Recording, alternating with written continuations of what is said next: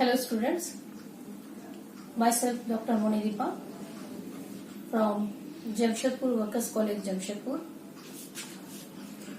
Here today I am going to discuss for semester 5 students BCom honors, and my subject is financial management. Subject is financial management and chapter of the subject is inventory management. and inventory management में भी जो topic आज हम discuss करने जा रहे हैं that is quantity discount. Quantity discount के ऊपर आज हम लोग डिस्कस करेंगे और उसमें डिस्कशन का पॉइंट रहेगा meaning, what is the meaning of quantity discount, and उसमें statement of calculation of total inventory cost. And inventory cost को हम लोग सॉल्व करेंगे एक क्वेश्चन के थ्रू. सॉल्व क्वेश्चन रहेगा. ओके, तो now first is meaning. What is the meaning of inventory quantity discount. Inventory में क्वांटिटी डिस्काउंट का मतलब क्या है?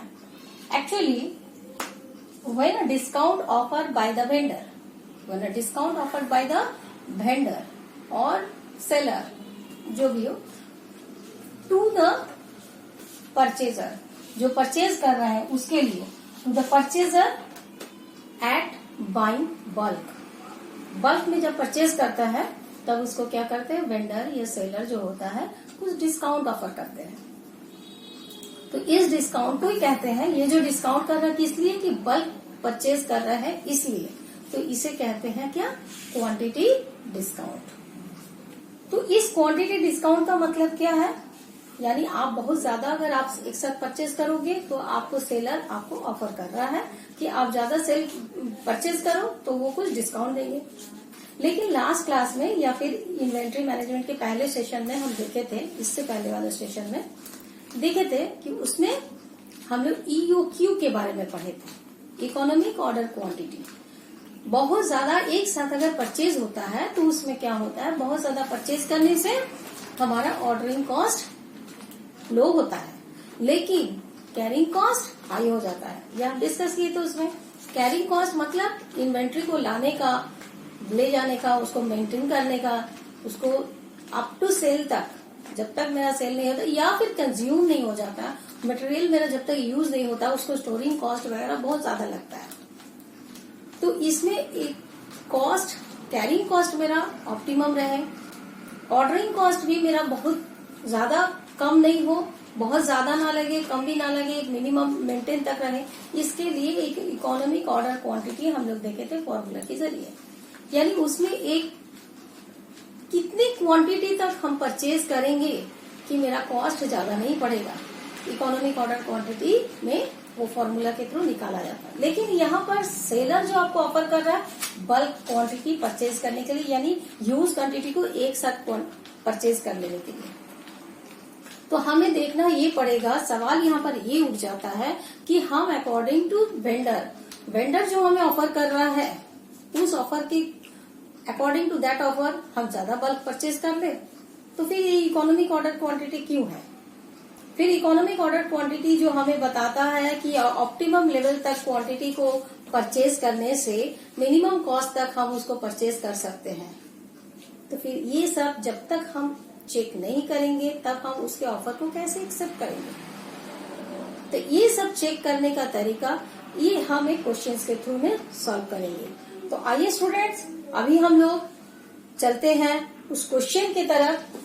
और ये क्वेश्चन में भी जाने से पहले सबसे पहले हमारा ये लिए जो आता है that is the statement of inventory, total inventory cost. Statement of total inventory cost में क्या क्या रहता है हम देख लेते हैं. Statement of total inventory cost. Statement of total inventory cost में रहता है सबसे पहला 1 material cost,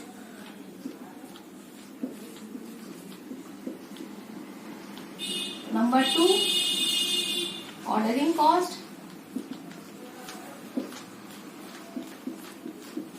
and number 3 carrying cost.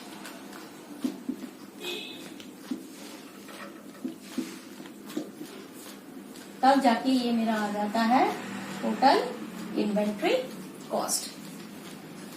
तो ये टोटल इन्वेंट्री कॉस्ट को हमको चेक करना पड़ेगा। कैसे?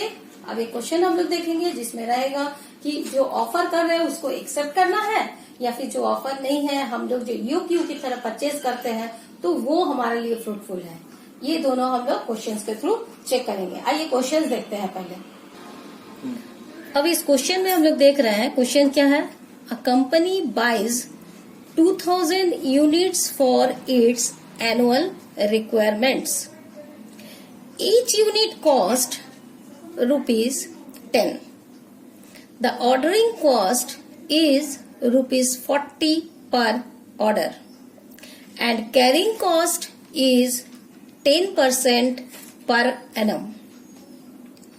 Now you have to determine क्या करना है। नंबर ए में लिखा है डिटरमाइन द EOQ यानी economic order quantity and total inventory cost, and second one is 2% discount from the supplier is offer on order of 2000 units at one time purchase पर। यानी one time मतलब one time में ही purchase कर लेना आपको 2000 units. Now you have to evaluate the proposal and make your recommendations. Now, according to these questions, you have to first determine the economic order quantity, EOQ. First option में जो दिया हुआ है EOQ, and then the total inventory cost also. According to EOQ, आपका total inventory cost कितना हो रहा वो कैलकुलेट करना है, एंड सेकेंड ऑप्शन में आपको वो ऑफर वाला क्वेश्चंस देखना है। ओके, तो सबसे पहले हम लोग देखते हैं फर्स्ट पॉइंट पर, यानी ए में आपको दिया हुआ है ए का वन पार्ट। ए में जो क्वेश्चंस आपको दिया गया उसमें दो पार्ट में है, एक तो इकोनॉमिक ऑर्डर क्वांटिटी को डिटरमाइन करना है और सेकेंड पार्ट में आपको उसका टोटल इन्वेंट्री कॉस्ट को कैलकुलेट करना है। First part is determining the EOQ. Now, according to EOQ,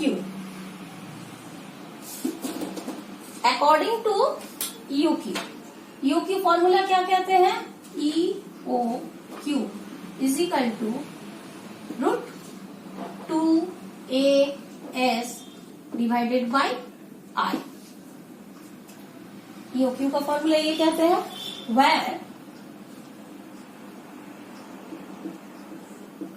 where 2 is equal to constant figure, इसको कुछ नहीं करना है। A is equal to A means annual consumption,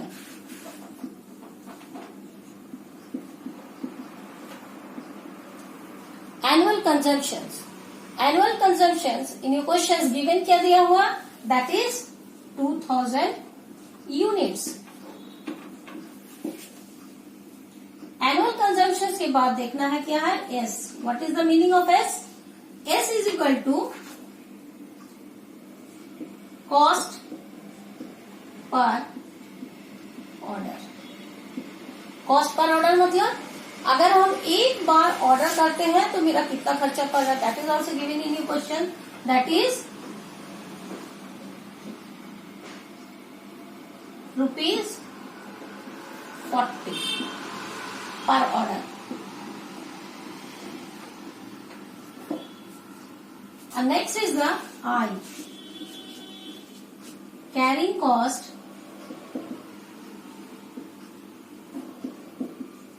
per unit per annum। वहां question में आपको दिया हुआ दैट इज 10% पर annum। ये according to formula and that is given in your questions. 10% per annum मतलब कैरिंग कॉस्ट को amount में figure में नहीं दिया हुआ है, तो you have to calculate that one. तो carrying cost is equal to क्या हो जाएगा, इसमें आपको रिक्वायरमेंट पड़ेगा मटेरियल कॉस्ट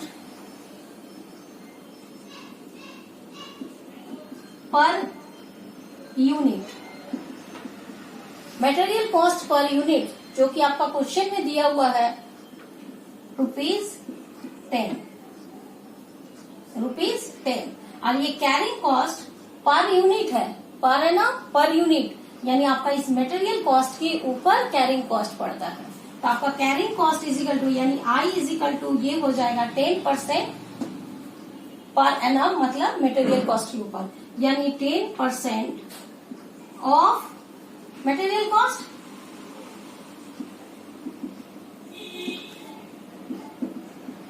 पर यूनिट। ये पर एनम पर यूनिट हो जाएगा, तो 10% ऑफ 10 इज इक्वल टू हो जाता है ये 10 इंटू 10/100 करने से आ जाएगा ₹1। 10 इंटू 10/100 करने से आ जाएगा ₹1, यानी कैरिंग कॉस्ट पर यूनिट कितना हो गया आपका 1। मटेरियल कॉस्ट में आपका पड़ जाएगा, वो हम लोग निकालेंगे, एंड ऑर्डर कॉस्ट आपका है ₹40 per order. Okay, now according to that हम लोग इस फॉर्मूला में सेट करेंगे what is the EOQ. EOQ यानी 2AS डिवाइडेड बाई आई। अभी अकॉर्डिंगली ये इंफॉर्मेशन जो अवेलेबल है उसके हिसाब से हम लोग यहाँ पर फिगर पुट करेंगे। तो आपका ये फिगर क्या आ जाएगा, 2 कांस्टेंट फिगर, ए का मतलब हम लोग यहाँ देखें एनुअल कंजम्पशन यानी 2000 unit into S is equal to 40 per order, यानी 40 divided by I is equal to 1। I is equal to 1, यानी यहां पर आ जाएगा रूट, टोटल अगर मल्टीप्लाई करते हैं तो आ जाएगा 1,60,000, यानी अगर रूट को हम हटा देते तो ये आ जाएगा 2 2 एंड 4 4 हो जाता है, यानी 400 यूनिट्स। तो हमारा यूक्यू क्या आ गया, that is 400 units. Now we have to calculate the second part of the first question. First question में सेकेंड पार्ट क्या था, एक तो ईओक्यू निकल गया, अभी हम लोग को निकालना है total inventory cost. Total inventory cost में 3 टाइप्स ऑफ एक्सपेंसेस का कॉम्बिनेशन रहता है, दैट इज पहला हो जाता है क्या, पहला में 1 2 दे देते हैं, 1 that is material cost. Material cost, material cost कैसे निकलेगा, annual consumption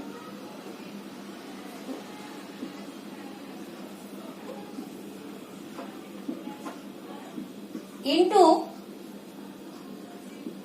cost of material per unit, cost of material per unit. Annual consumption हमारा कितना दिया हुआ है 2000 unit, and cost per unit कितना दिया हुआ, दैट इज 10 पर कॉस्ट यूनिट दिया हुआ, तो यहां आ जाएगा कितना 20,000। नेक्स्ट ऑप्शन क्या है आपके लिए, सेकेंड निकालना है क्या, ordering cost. And ordering cost कैसे निकलेगा, ऑर्डरिंग कॉस्ट मीन्स हम एक साल में कितना बार ऑर्डर करेंगे, जितना बार ऑर्डर करेंगे कॉस्ट पर ऑर्डर क्वेश्चन में दिया हुआ, मतलब अगर हम 10 बार ऑर्डर करेंगे तो 10 टाइम्स मेरा कॉस्ट मल्टीप्लाई होगा, ठीक है। तो अब यहाँ पर फॉर्मूला क्या आता है, ऑर्डरिंग कॉस्ट के लिए फॉर्मूला क्या आ जाएगा, number of order in a year into cost per order को हम लोग ऐसे लिख सकते हैं, कॉस्ट पर के लिए एक साइन देंगे,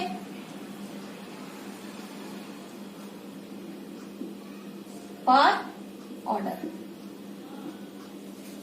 ओके, तो number of order in a year तो कहीं क्वेश्चन में दिया हुआ नहीं है, ये कैसे निकलेगा, ये नोट में आ जाएगा आपका, कैसे निकलेगा, number of order in a year is equal to annual consumption. Annual consumption मेरा कितना लग रहा है, that is divided by EOQ। Student समझ में आया? EOQ मतलब हम ये सॉल्व कर रहे हैं अकॉर्डिंग टू EOQ। EOQ मतलब इकोनॉमिक ऑर्डर, हम कितना क्वांटिटी को एक बार में ऑर्डर करेंगे वो मेरा EOQ में निकला है, 400 यूनिट्स निकला है। अब 400 यूनिट्स अगर हम एक बार में ऑर्डर करेंगे तो टोटल एनुअल मेरा साल भर में कितना लग रहा है, 2000 यूनिट। यानी हम कितना बार ऑर्डर करेंगे मेरा निकल जाएगा। यानी यहाँ पर एनुअल कंजम्पशन मेरा कितना है, 2000 units divided by 400 units. EOQ मेरा 400 है, तब मेरा निकल जाएगा यहाँ पर क्या, 5। Number of order is 5। यानी हमको 5 बार ऑर्डर करना पड़ेगा साल भर में।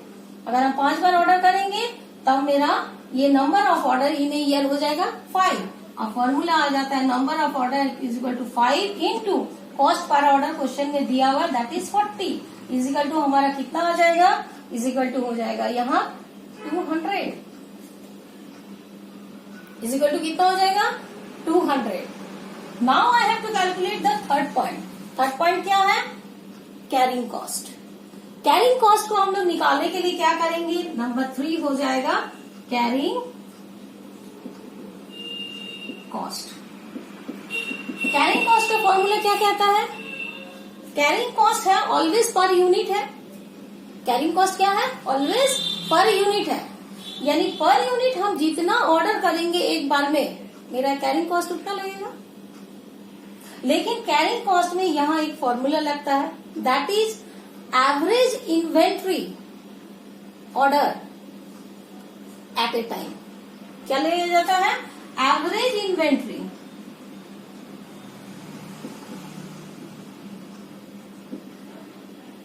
Order at a time. यानी कि अगर हम इन्वेंट्री इकोनॉमिक ऑर्डर के हिसाब से कर रहे हैं EOQ के हिसाब से 400 होगा, और अगर हम एट ए बल्क कर रहे हैं तो यहाँ पर इन्वेंट्री ऑर्डर कितना हो जाएगा, 2000 हो जाएगा। अब उसका एवरेज कर लेना है।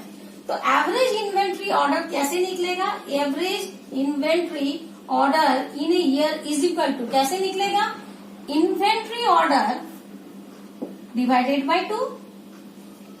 Inventory order at a time divided by 2। Average मतलब हम लोग ऑलवेज जानते हैं उसको डिवाइडेड बाय 2 करने से एवरेज हो जाता है। तो यहाँ इन्वेंट्री ऑर्डर हम कितना कर रहे हैं, 400 कर रहे हैं, क्योंकि मेरा EOQ 400 है, एक बार में हम ऑर्डर कर रहे हैं 400। यानी यहाँ एवरेज करेंगे तो मेरा कितना आ जाएगा, 200। नाउ कैरिंग कॉस्ट क्या हो जाएगा, कैरिंग कॉस्ट दिया हुआ है, carrying cost is equal to, carrying cost का फॉर्मूला है average inventory order at a time into carrying cost per unit per annum, जो कि मेरा कितना निकला था, एवरेज इन्वेंट्री ऑर्डर करने से लिए हम ऊपर में जो कैरिंग कॉस्ट कैलकुलेट किए थे दैट इज 1 रुपीज निकला था। कितना रुपीज निकला था, 1। तो यहाँ मेरा एवरेज इन्वेंट्री हो गया 200, कैरिंग कॉस्ट पर यूनिट हो गया कितना, 1। यानी 200 इंटू 1 मेरा यहाँ कॉस्ट, कैरिंग कॉस्ट कितना पड़ रहा है, 200। कैरिंग कॉस्ट कितना पड़ रहा है, 200। समझ में आ गया स्टूडेंट। तो यहाँ पर मेरा टोटल कॉस्ट क्या आ जा रहा है, टोटल इन्वेंट्री कॉस्ट, ये तीनों को जोड़ देंगे। हम बताए थे इन्वेंट्री कॉस्ट में ये 3 चीज ही रहता है।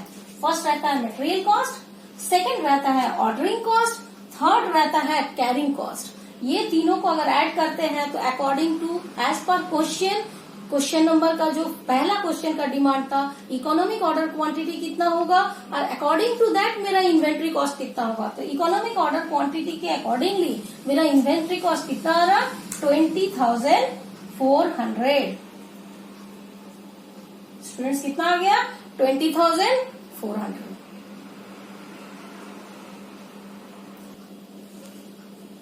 नाउ अभी स्टूडेंट हम लोग फर्स्ट क्वेश्चन को देख चुके हैं जिसमें EOQ एंड इन्वेंट्री कॉस्ट मेरा निकल गया 20,400। अब हमें जाना है सेकेंड ऑप्शन में जिसमें वेंडर ऑफर करते हैं। क्या ऑफर करते हैं, offer 5% discount at bulk purchase.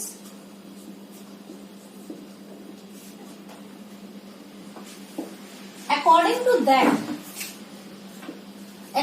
To that हमें देखना है कि मेरा कॉस्ट कितना पड़ रहा है। 5% डिस्काउंट ऑन बल्क परचेज। अगर हम बल्क परचेज करते हैं यानी at a time total amount inventory जितना कंजम्पशन मेरा रिक्वायरमेंट है उतना अगर हम परचेज कर लेते हैं तो हमें 5% डिस्काउंट मिलेगा। और इस 5% डिस्काउंट के कारण हमारा कहाँ कॉस्ट ज्यादा होगा, कहाँ कॉस्ट कम होगा, अकॉर्डिंग टू दैट मेरा टोटल कॉस्ट ऑफ इन्वेंट्री कितना आएगा वो देख लेंगे। तो हम कंपेयर कर सकते हैं कि which one I will select, okay, और विच वन आई एक्सेप्ट। तो इसमें भी हमको क्या चाहिए, मटेरियल कॉस्ट चाहिए, ऑर्डरिंग कॉस्ट चाहिए एंड कैरिंग कॉस्ट चाहिए। नंबर 1 इज स्टेटमेंट, पहले लिखेंगे ना,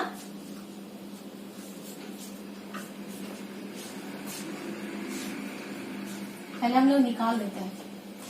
नंबर 1 कॉस्ट ऑफ मटेरियल कितना लगेगा, मटेरियल कॉस्ट ऑफ मटेरियल कैसे निकलेगा, that is annual consumptions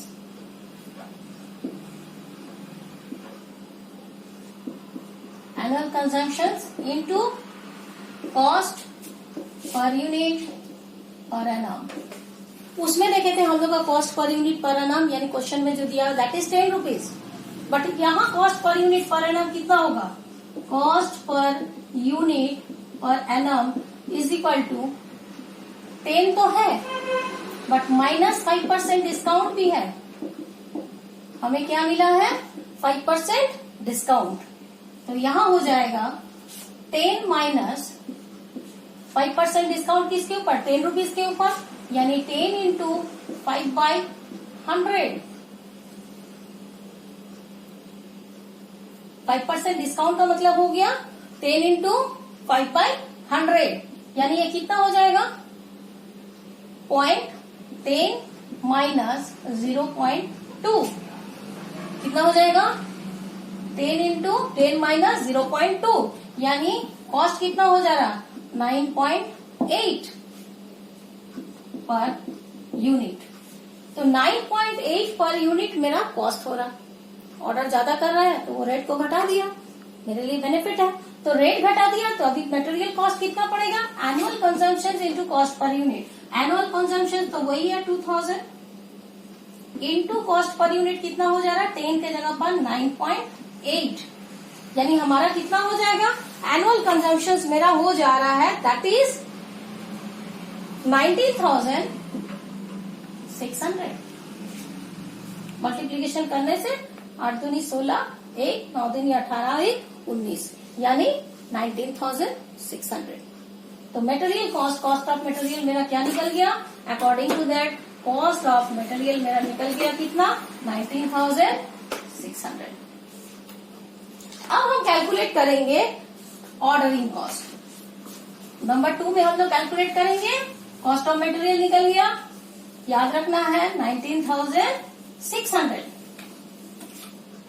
second निकालेंगे क्या, ordering cost.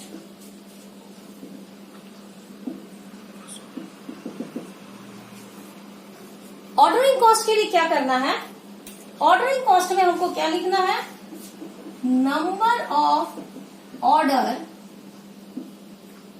In a year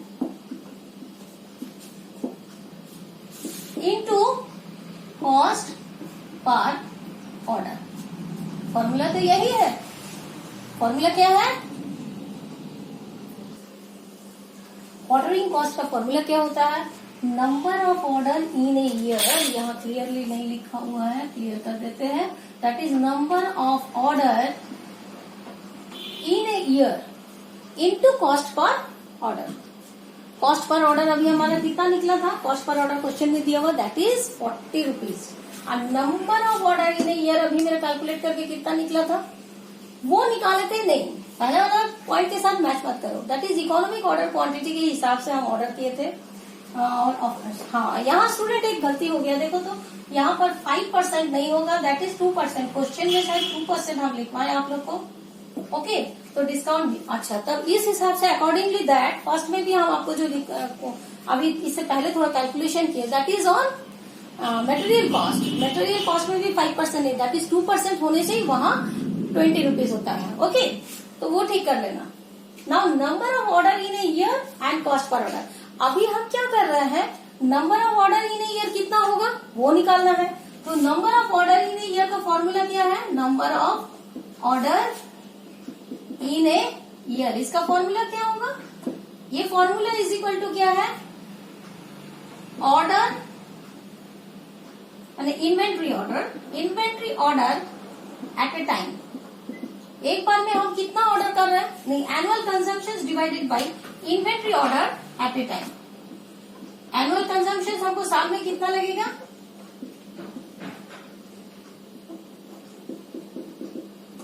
divided by number of inventory order at a time.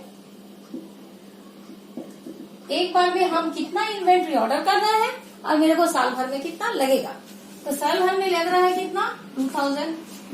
हम inventory order at a time क्या बोला है यहाँ, बल्क परचेज, यानी टोटल को एक साथ मंगा लेना है 2000। ठीक है, तब मेरा यहाँ इन्वेंट्री कितना हो रहा है, नंबर ऑफ ऑर्डर कितना निकल रहा है, 1। नंबर ऑफ ऑर्डर कितना निकल रहा है, 1। नाउ ऑर्डरिंग कॉस्ट कितना हो जाएगा, ordering cost will be is equal to number of order in a year, that is 1, and cost per order into 40 is equal to मेरा कितना पड़ रहा है, 40 रुपीज। कितना पड़ रहा है, 40 रुपीज। सी स्टूडेंट, मटेरियल कॉस्ट भी घट गया, क्यों, हमको डिस्काउंट मिला, इससे मेरा मटेरियल कॉस्ट घट गया। ऑर्डरिंग कॉस्ट भी मेरा घट गया, क्यों, क्योंकि हम ज्यादा ऑर्डर कर रहे हैं, तो ऑर्डरिंग कॉस्ट उसमें 200 रुपीज लगा था। 40 इंटू 5 टाइम्स ऑर्डर मेरा जा रहा था, 5 टाइम्स इंटू 40 200 लगा था। अब इसमें कितना लगा, 40, ओनली 40। अब देखते हैं मेरा कैरिंग कॉस्ट कितना पड़ेगा, वो तीनों को मिला के मेरा हो जाएगा। टर्म ये रब करते हैं, देन कैरिंग कॉस्ट निकालेंगे।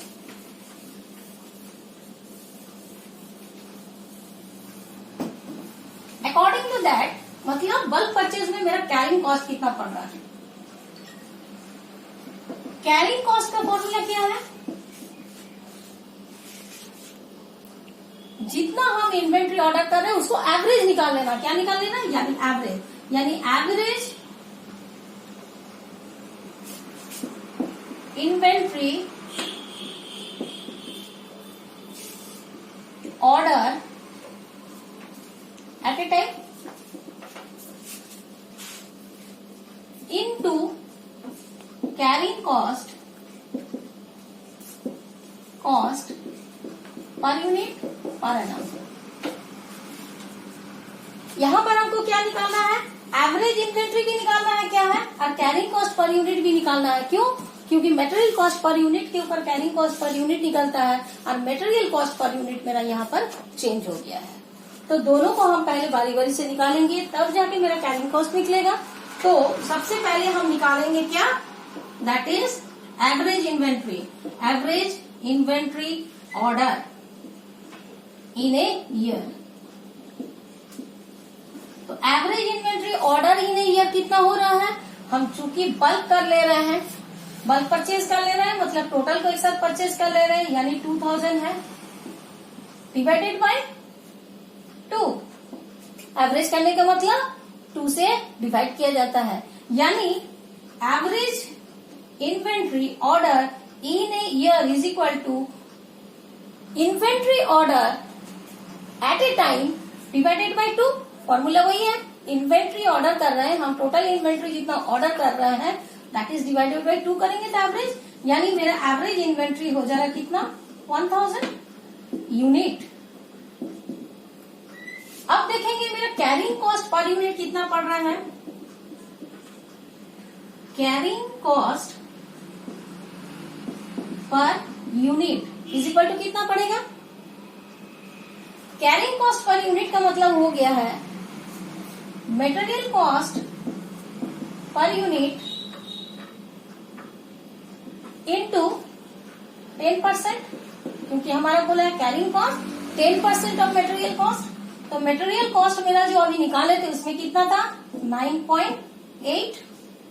अब 9.8 इंटू 10/100 यानी मेरा क्या हो जाएगा, कैरिंग कॉस्ट कितना बढ़ जाएगा, कैरिंग कॉस्ट विल बी, एक पॉइंट इधर है, एक और ज्यादा पॉइंट क्योंकि 1 कट जाएगा, एक पॉइंट चलिए और इधर आ जाएगा, यानी 0.98।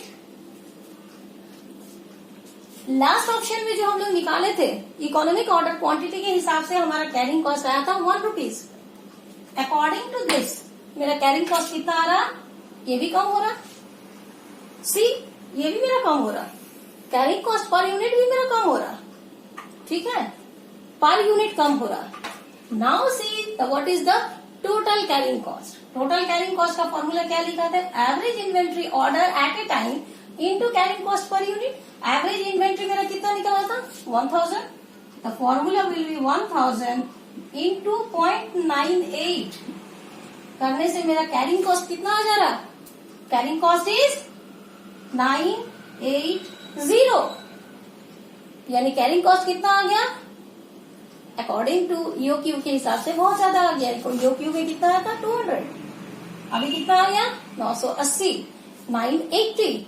Now see what is the total inventory cost according to the second offer. Okay,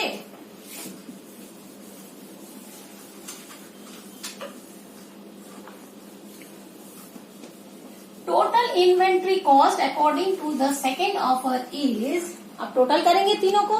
first is, one is material cost. Material cost कितना आया था मेरा 19,000, दैट इज 600। ऑर्डरिंग कॉस्ट कितना आया था only 40, and third is the carrying cost कितना आया था, दैट इज 980। टोटल करने से कितना हो जाएगा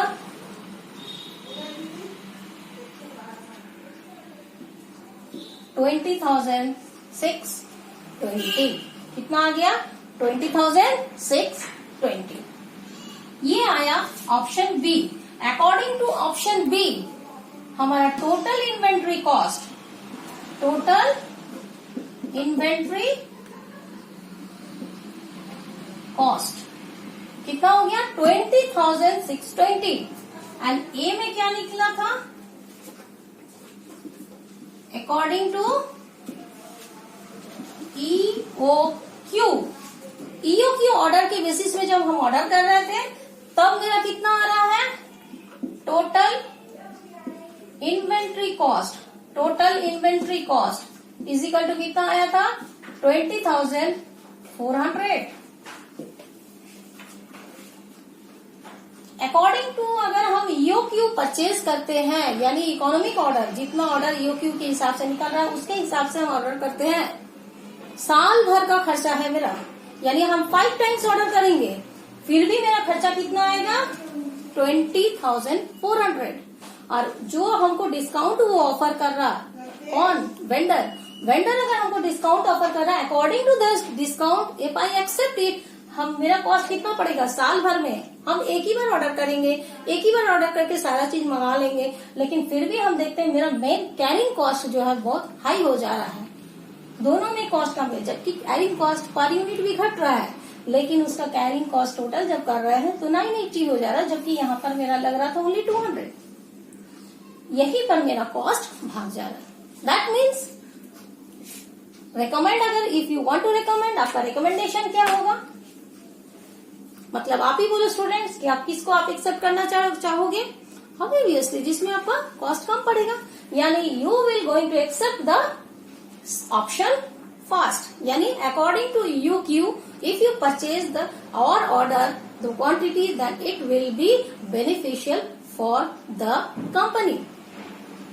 You will suggest the company कि go for the EOQ order. Hope you will understand and solve questions के accordingly हम इसको solve किए हैं। आगे till then bye bye.